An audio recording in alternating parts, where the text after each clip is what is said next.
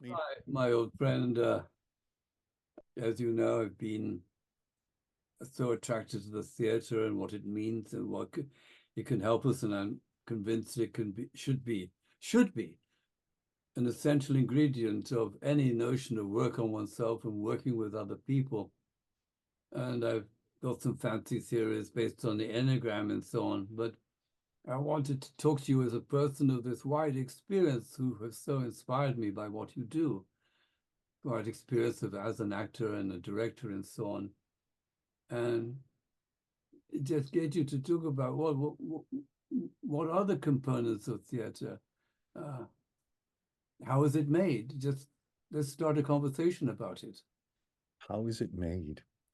I was teaching an acting class this morning, and I asked the student actors their responses on what we were doing, and one of them said, "I feel very self-conscious."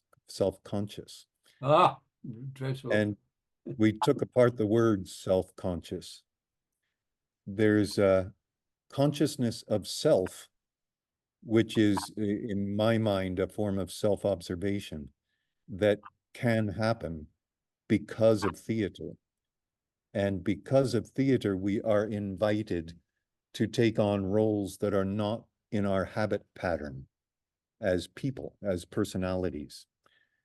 So when we step out of whatever our normal habit pattern is, there's a moment of self-consciousness. The word self-conscious gets misused to describe uncomfortableness or shy or awkwardness. But really, it's an opportunity to observe me. And we observe other people all the time. We have opinions about other people. We say, oh, that person's boring, or that person's funny, or that person's intellectual, or that person's whatever, and easily forget that we are one of those persons that everybody else sees and has an opinion about. I find that the methodologies of theater provide a really wonderful forum for those kind of observations. I don't know if that was the original reason for having theater, but it's certainly one of the byproducts of practicing it. But this is very much because you're a practitioner and very near to the working experience. So the theater is for something for the actors because they can understand themselves better. But there's this other side, this public side. The theater is a, a manifestation, a showing forth, not just to the actors, the people involved, but to people who are not the actors, who come together so that something is happening to them. And how does it happen that there can be something happening to this audience, which isn't just like this ordinary picture of people being entertained and they sit back, so to speak, if it was a cinema with a popcorn or whatever it is, or having a drink at the bar and are titillated by whatever happens on stage, and they've got stars they are fans of and all that kind of thing. But well, because I know you've been concerned with seeing with people and with yourself where something, I can use the cause, it really happens to the audience, that something really is in there. And this stems back very much to that theater which you are very much engaged in, the original Greek theater, where imagine you have thousands of people in these audiences performing these plays, but what they were seeing was part of their lives and the meaning of their lives. And oh, you've got much to say on this, I know. Well, we share a love of Greek theater, and one of the words I learned about Greek theater when I was young was the word catharsis. And nobody could adequately explain what that was or how that happened or who it happened to. This outpouring of something, awareness of humanity en masse. I don't know. However, the idea that something can be transubstantiated in people beyond just saying, oh, what a marvelous show, what great actors they were, that it was more of a sacred or religious without being ritualistic or adorational. It's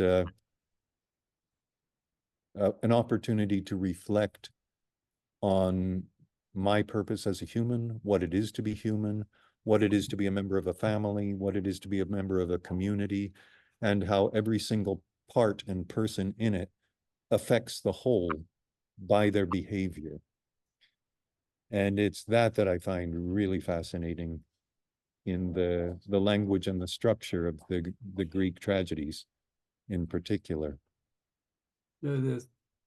How is it in some way that this, well, it's certainly as an obvious comment on this, that people watching a play, they can sort of have a vicarious experience by some kind of empathetic relationship with the characters, and there's also the factor, I know we use this term, the working from the Goethe work and so on, that it's often commented that the essential part of this work is in the feelings, in the emotions.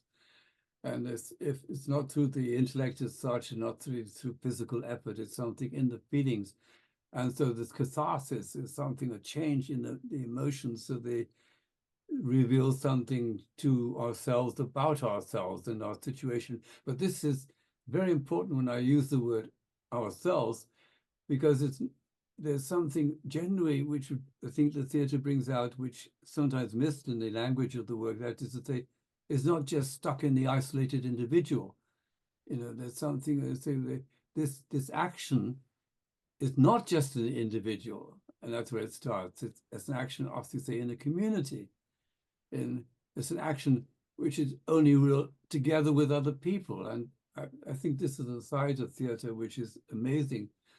So the audience is, and this is, I think, a kind of miracle in a sense, and people have theorized about it, but they're not just sitting there, as to say, to be entertained, to be stimulated from the outside, which is how it's really represented, but it's actually that they participate in the action. And what is shown to them is, in a sense, reminding them in some existential way of the reality they live in, which is more than what it appears. Well, the form of the Greek tragedy includes the chorus, which is not choral, but it is communal. So this group of people represents, in a way, the audience, the common people that comment on the action. They provide wise counsel at certain times. They embody the fear and tremor that a mass of people experience.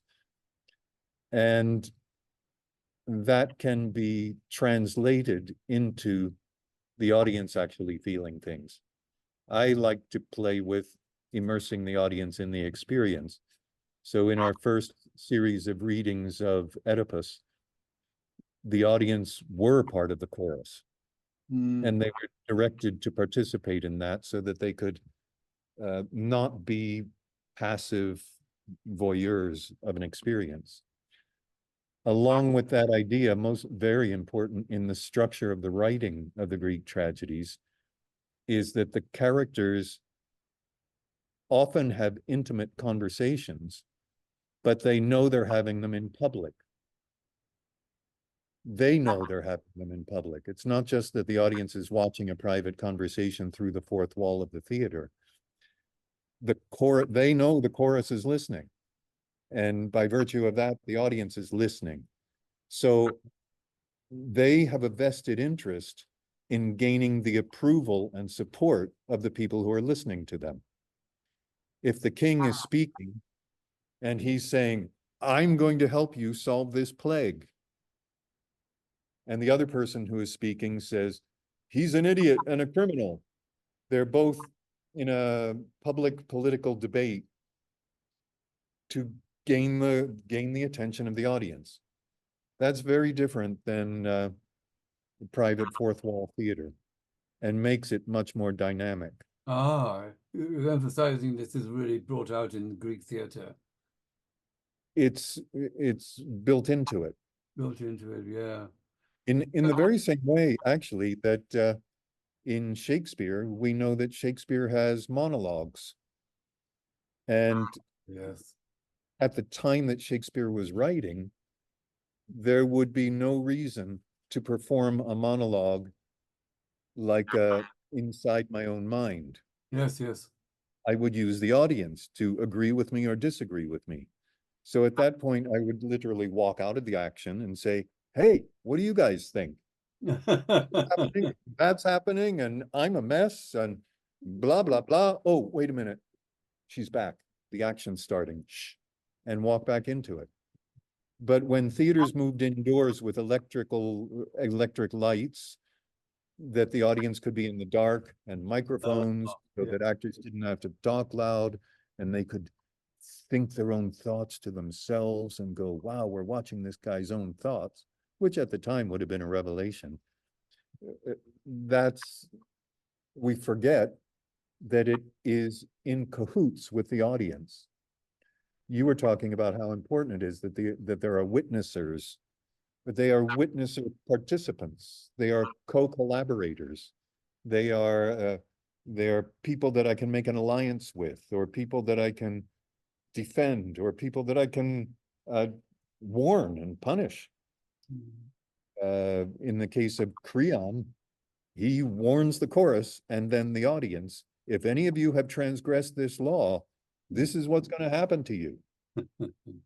And immediately says, well, I didn't kill Laius, and I don't know who did, but it's pretty important we go find them. Maybe Tiresias knows.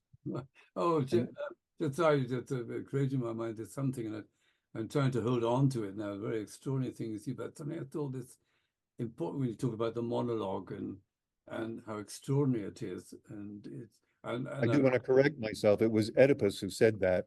Creon all right. And I is just the one remember who fighted Tiresias. a performance of Medea as Euripides, wasn't it? Where she and I just remember being blown away because what you brought into focus for me, maybe a distraction for what you were saying. I'm sorry. It was that it was ordinary, was something which we imagine that people are, so to speak, just talking to themselves or concerned with themselves. This whole mysterious region, which I don't think is ever understood, talking to oneself, being oneself, being aware of oneself, with all these funny words we've got, you see, and we surely we think this is a private thing and so on. And in the theatre, that's totally transgressed in a way, because it's put out as something which is being seen.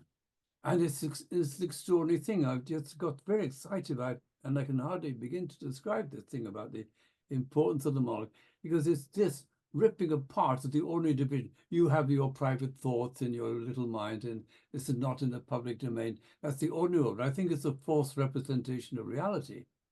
And so what's going on is that people don't know their own minds, in fact. I mean, this is scientifically, empirically, so people do not know how they think or what's going on in their own mind. It's a complete illusion, it's a pretense, it's poor literature and that sort of thing. But they do this, and it's connected in my mind with this sense of the theatre and so on, because it's realistic in a way because of this sense.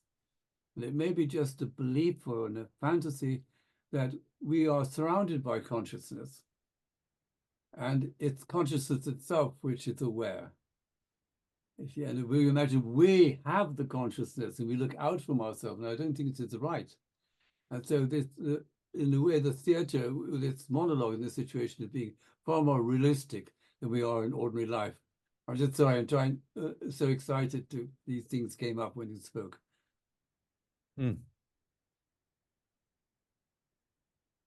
I've been thinking a lot about the role of the audience, because if they're not there, there's no theater. It's like, What's the if point? a tree falls in the forest, is there a sound if nobody hears it? Or if nothing here? I'm going to interrupt you again. But what about the thing, like with us now, we're talking and so on, and all life we go on, we got families and jobs and all this palaver going on in the world and so on.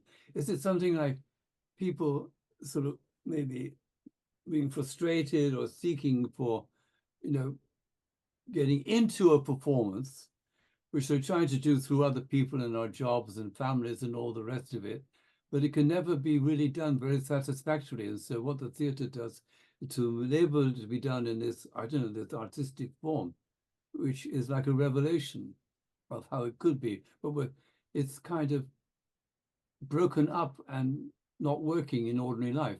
we're trying for the same thing, to get this revelation of the truth to ourselves.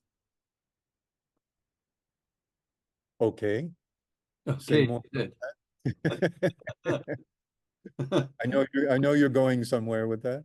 Well, no, I think it is going somewhere, but this, the thing of, well, that I is, have a thought about that. I have a thought about that. oh, please. The thought was the like Shakespeare says, all the world's a stage and all the men and women merely players. Oh, man. The difference between a play written by Shakespeare and normal life is that everything that's written in the play is very intentional towards making a particular series of points. But in real life, rarely are we focused enough on anything in particular to create anything of real value. Maybe that's what Gurdjieff was talking about, of everyone needs an aim. And the more urgent the aim, the more life actually has meaning, because one is either moving towards the aim or away from the aim. And in theater and writing, everything, every single word in a well-written piece is guiding us towards a conclusion where we go, oh my God. And I think that's maybe what catharsis is, having this outpouring of the contradictions of what it is to be human and realize the truth of all of it. I'm rambling a little bit. Well, But I ramble excessively.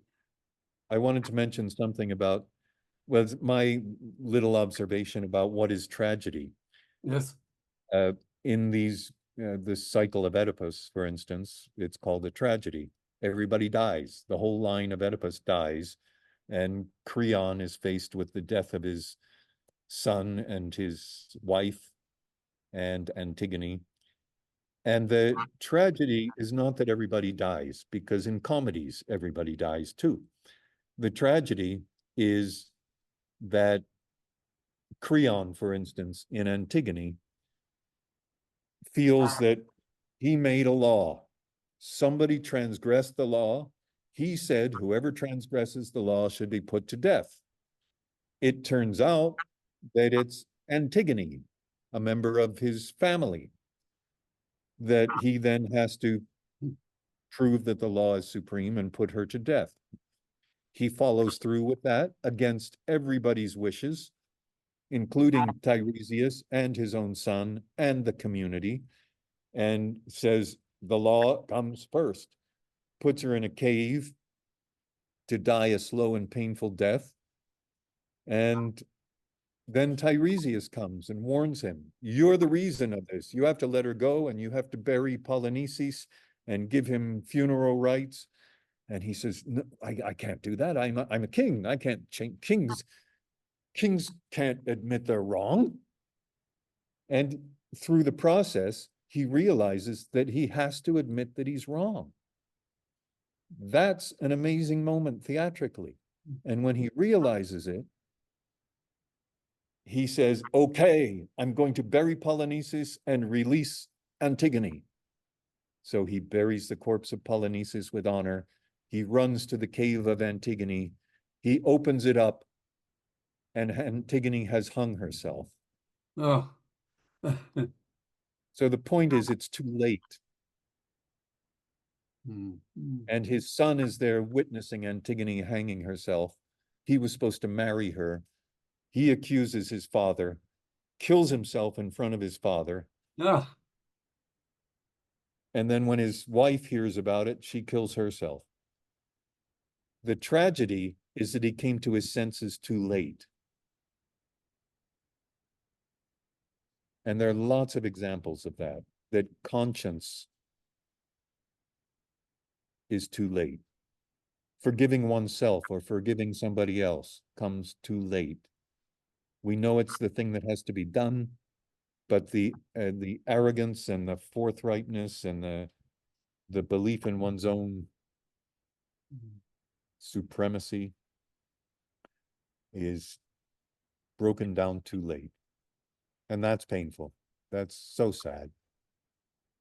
But this, in tragedy, there's a side of this which I'd like to speak about, which is to the question of the hero character, or the not so hero, sometimes the anti-hero, like Macbeth. You could call him an anti-hero in a way, but they're sort of people whose lives are writ large. You know, have this like a king or some Oedipus is the extreme example, or something like this. But I'm just wondering about this realm for me. I'm trying to find the way to reconcile it with of what you, in a sense, you see on the stage is sleeping man. There's a there's always, particularly in Greek drama, it's like, or the Creon say, oh, the main character is blind.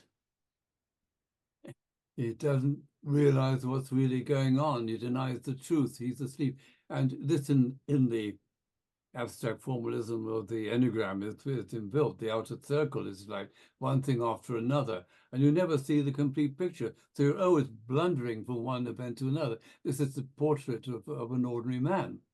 And I'm thinking of this mixture. So you get incredible characters, of course, like Hamlet and Macbeth in Shakespeare, and Oedipus in Sophocles. But I'm thinking about Ibsen, Peer Gynt, which is supposed to be, in a way, when we're talking to Mr. Bennett about this, the portrayal of the folly or the sleep of ordinary man who's living in this dream world.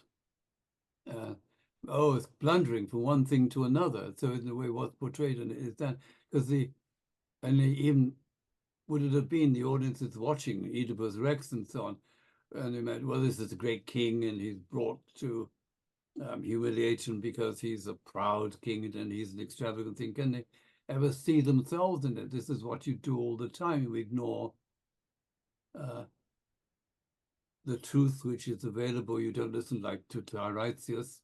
That was a whole wonderful metaphor. He's the blind prophet who really sees, and he's not listened to by Oedipus.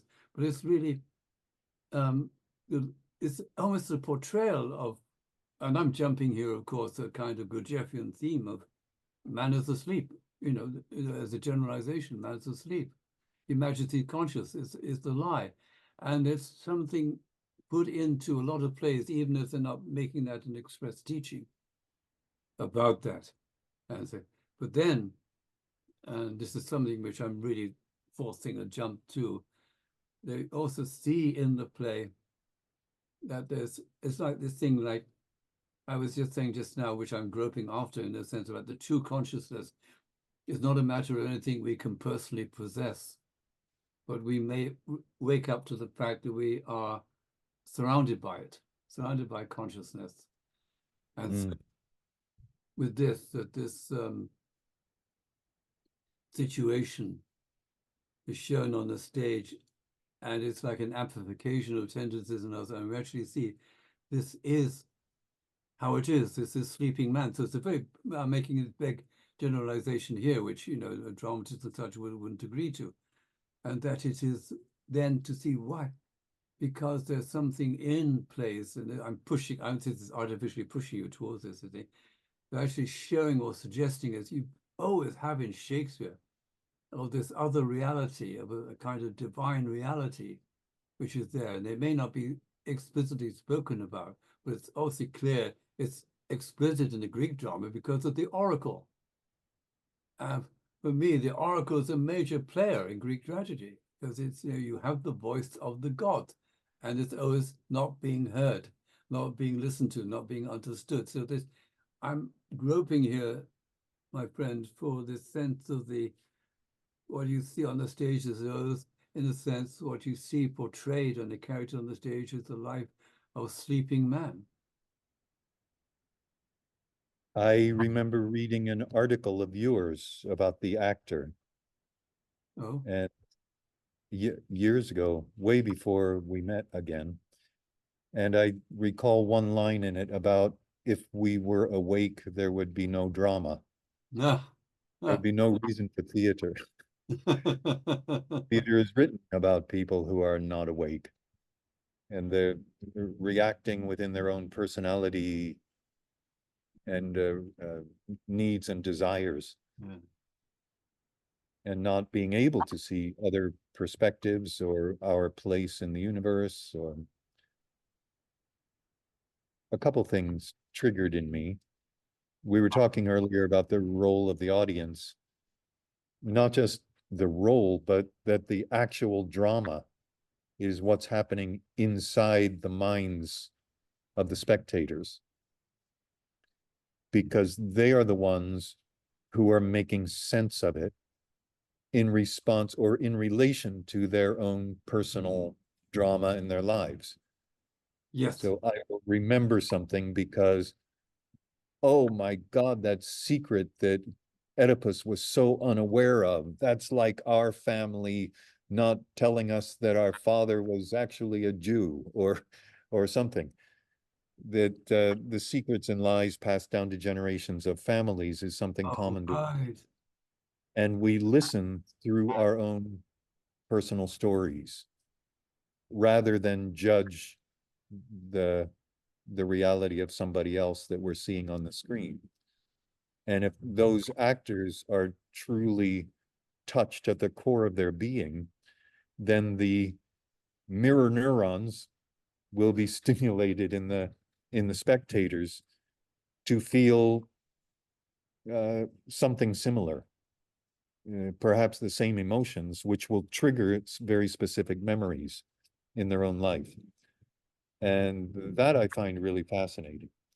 That sure we can put on a play, but uh, the in Hamlet he says the play's the thing that will capture the, I don't remember exactly the quote, but show the guilt of the king. Oh, yes, I remember. So that they put on a play that is the story of exactly how his uh, his stepfather poisoned his father. And as soon as he sees it happen, he sees his stepfather react. So he knows he's guilty. Mm, mm, mm. So the play triggers the memory, which shows the guilt. And then there's another level of audience, the actual audience, who get to reflect on all those levels and get to see levels of reality in front of them. It's a fascinating form. When I went in drama school, I was hoping to be able to explore all these things. And many of the traditional drama schools are more like technical colleges. Yes, yes. Like you want to learn how to be a car mechanic, it will teach you how to take apart a car and put it back together. And in theater, it will teach you how to do the job of being a working actor in the repertory theater system. And secondarily, if there happens to be a good director or an insightful acting teacher, they might touch on why to do a particular play at this time. But beyond that, it's why do we do this play? Because it's a repertory season and we have to put on a comedy and a tragedy and a detective story and a musical because there's a wide range of people and we need audience. We need bums on seats. The Festival of Dionysus in ancient Greece, Yes. as far as we know, held one time a year, not any day of the week that you want to go see a show if you live in New York. Ah, So it was an event, it was a spectacle, and people come with the expectation of receiving some nourishment for their soul. I imagine. They did say 70,000 people came with their goats and their families, and it's more like a festival. The people that love the event will sit down in the front, and the people who want to be there for the action, they'll be having a picnic up in the back. yeah, yeah. So there must have been levels of attention present there. But there was no other distractions. There wasn't stay at home and watch a movie or television or Oh, see a lucky story people. another way. It was grandfather tells us a story about their heritage, about live in person gone with their mouth. Yeah. And the same for the Greek tragedies. It was transmitted, and the comedies transmitted through voice, through the body, through vibration of sound in a space that was shared by everybody. And everybody knew that everybody was there.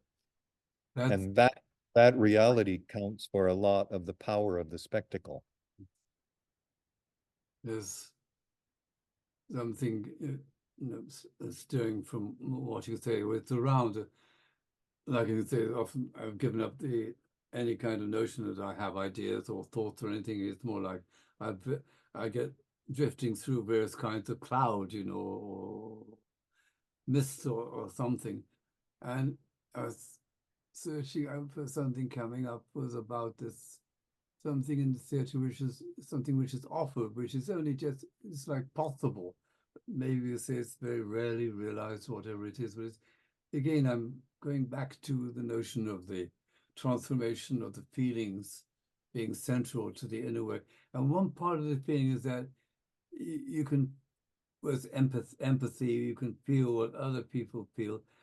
And it's this extraordinary sense, there were tentative explorations I had with Bennett, people had with Bennett, about these inner powers of the centers, like what it would be a conscious thought or a conscious feeling. The conscious feeling is something really remarkable, because it's a conscious feeling in which you sort of lose your sense of being a special case.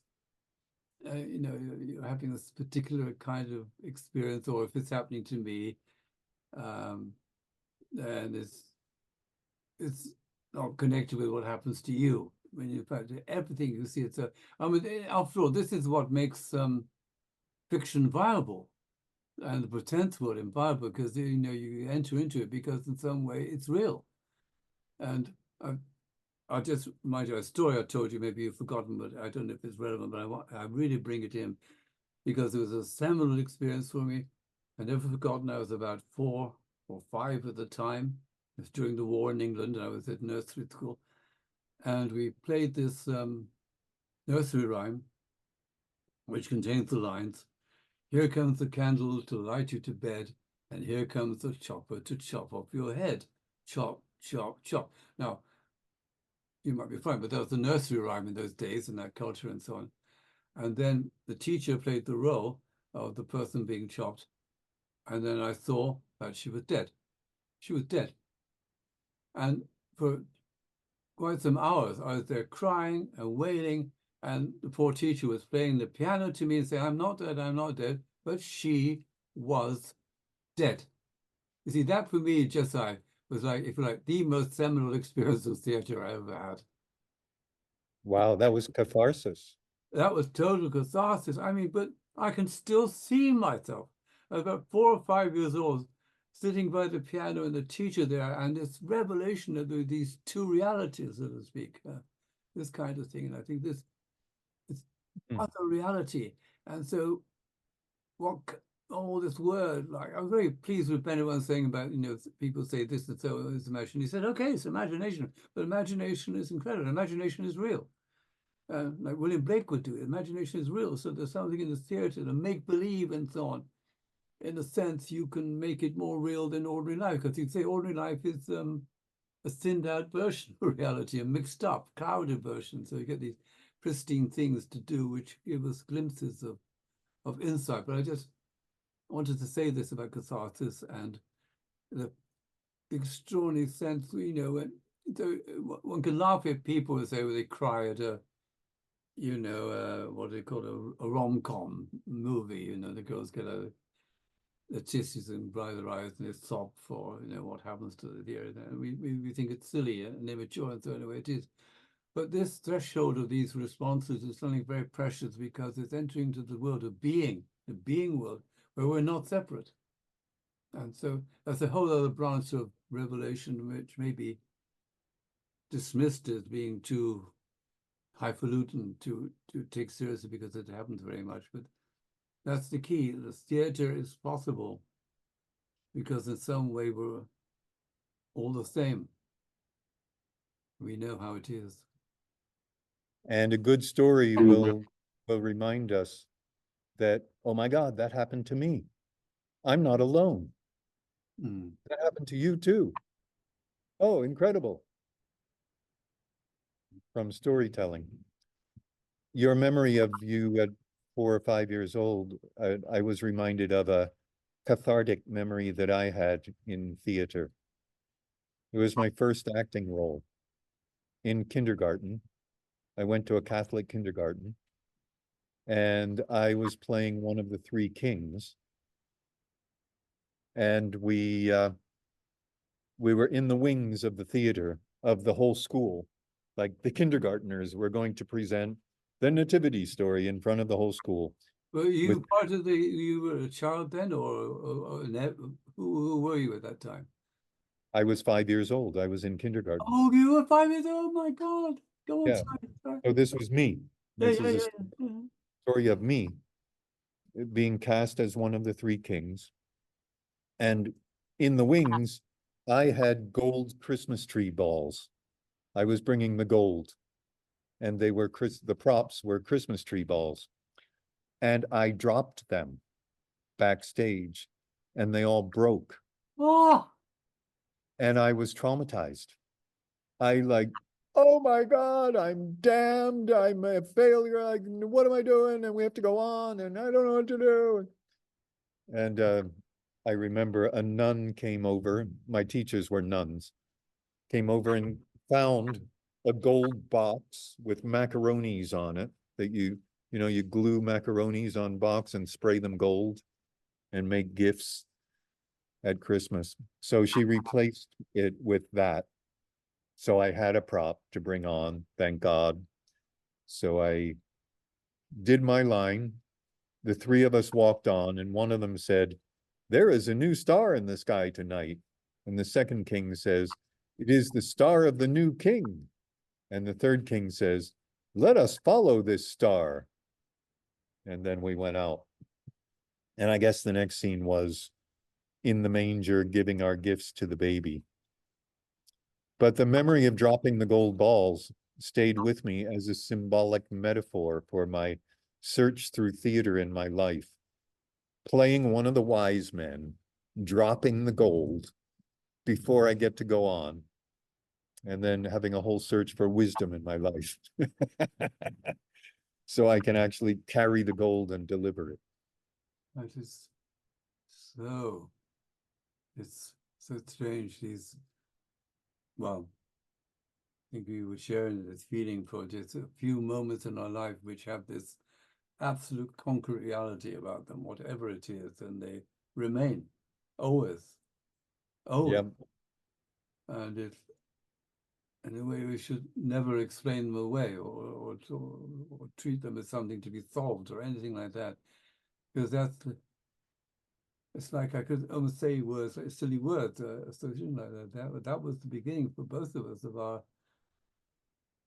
awareness of the possibilities of theatre, as you said. It's remarkable. And so maybe because we limited time, unfortunately, wrap this up. We can make some comments just about this, furthering to this thing about trauma and the audiences, the Athenians, and this recent contact you've had with the theatre of war, and what they're trying to do, and your recent experience of them performing on Broadway. Yes, 2 weeks ago, I performed in Times Square, Broadway, in theater of war production, a rehearsed reading called An Enemy of the People by Henrik Ibsen. And I've been following Brian Dory's in theater of war for a while. He's going to be coming to Costa Rica to facilitate our Oedipus cycle, the conversation with the audience afterwards. And I am more and more a believer that the theater event has to cover the part that the actors do and the part that the audience speaks to afterwards. And the handling of how they speak afterwards is what is powerful. Often when they have a talk back with the audience afterwards, it's with the actors, and the audience say, "Oh, that was a marvelous performance. How did you come up with that particular interpretation?" And that's not the point. So what Brian does, which is really great, is he removes the actors from the scene. The audience don't speak to the actors. The Wow. audience, the audience reflect what lines were powerful for them and why. What came up for you? What memories were twins? What touched your heart? And he encourages anybody who wants to speak to say something so that all the voices are heard. Nobody is corrected, nobody's criticized, there's no debate. The Yeah. mic is passed around to people who are touched very deeply and feel compelled to say something. And some people might say more of a, from a teaching perspective. Somebody else might say, I suffered post-traumatic stress disorder in Desert Storm, and this scene where Hercules killed his whole family is really relevant to me because once you start killing, there's an impulse where it's really hard to stop. And I've never said this in public before. So he targets, not targets, they use dramas to catalyze powerful conversations in different, well, I would say targeted groups, like veterans who are suffering from post-traumatic stress disorder, communities that are suffering from gun violence and people have lost members of family, people in prisons, nurses in hospice that are dealing with deaths and violent crime all the time and patching up bodies, that their actual day-to-day experience is what is the reality of the Greek tragedies, the way they're written. And they are used as literally as triggers to catalyze powerful performances and responses, powerful sharing from people who really don't have an experience of theater necessarily. Now, they place this one show away, Enemy of the People, in the center of Broadway. That's obviously a theater town. But they put it in Times Square outside on top of the tickets booth, 200 people watching very well-known actors reading the roles of this play. It ends in a town meeting where the town decides what to do and ends up branding the guy who wants to save the town as an enemy of the people. And people were encouraged to speak in reference to their feelings around climate change and climate activism and what are the feelings that are coming up. And one person says, we need a revolution. Another person says, I'm really disturbed. My house is being flooded. So hearing from actual people who never would have shared those kinds of things, but the play is an excuse. The play is used as an excuse to cause sharing on a deep level. And I believe that that's the best and highest use of them. It is not to walk away and go, oh, that was wonderful. Wasn't he a good actor? Yeah. What should we have for dinner? Oh, prawns. I'd like some prawns and vodka tonic. No, there's something actually happening as a result of being there. And it's memorable. And one leaves with the feeling like, I just participated and shared in something. And there within that exists the idea of catharsis. The community has an experience of being in communion with each other and hearing each other, listening and hearing and seeing and being seen without judgment, without making somebody wrong or right, just listening and being grateful for the opportunity. So Brian Dory's managed to pull that off in the middle of Times Square with a ton of distractions and asked everyone to use their consciousness to focus their attention on what was happening here, not 10,000 billboards and buses and ambulances and passersby. All of that was there at the same time, which was really a unique experience to watch ourselves doing this there. That was part of the experience. Rosie, I just caught for you, and we have to sort of wind it up now. Fortunately, say amen, amen. But I was thinking that there's something. It's been a long time because I'm interested in dialogue and dialogue process, and why? Because I'm convinced, for all of us, we can hear all sort of things and say we learn and so on, but there's something extraordinary which affects us, which is what we ourselves speak. Because it's like the truth will only get into us if we ourselves can speak it in our own way, whatever it is, but we have to find the way of enabling ourselves to speak.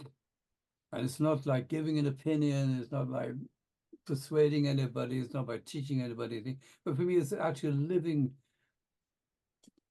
burning reality. If people just speak out of the situation, so much would come forward. So what you say by this extraordinary man in practice and other things have illustrated that very much. The theater is there in the way to enable us to speak the truth amongst ourselves. Let there be light. Let it be life. Speak Amen. it and so. Or what Jean-Luc Picard said, make it so. Make it so, Mr. Zula. Thank you. Make it so.